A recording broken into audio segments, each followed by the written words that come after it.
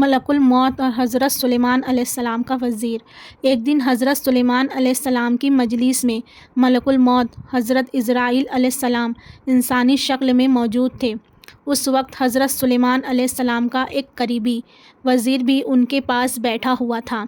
ملک الموت بار بار اس وزیر کی طرف غور سے دیکھ رہے تھے، جیسے کسی سوچ میں ہو۔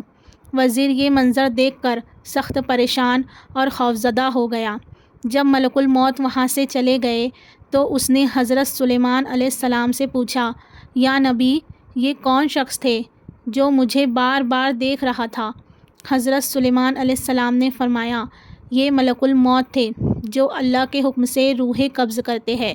وزیر کا چہرہ زرد ہو گیا۔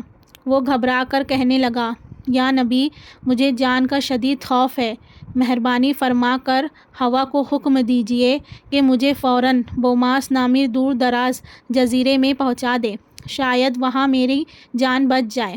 حضرت سلیمان علیہ السلام نے ہوا کو حکم دیا اور ہوائیں اس وزیر کو لمحوں میں جزیرہ بوماس لے گئی۔ جو ہی وزیر نے جزیرے پر قدم رکھا، وہاں پہلے سے موجود ملک الموت نے ان کی روح قبض کر لی۔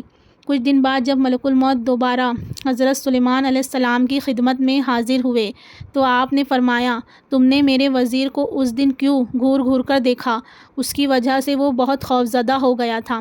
پھر وہ جزیرہ بوماس چلا گیا اور وہیں فوت ہو گیا۔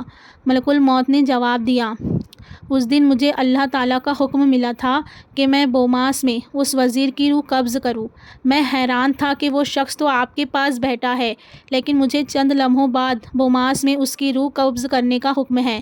جب وہ خود وہاں پہنچ گیا تو میں نے اللہ کے حکم سے اس کی روح قبض کر لی۔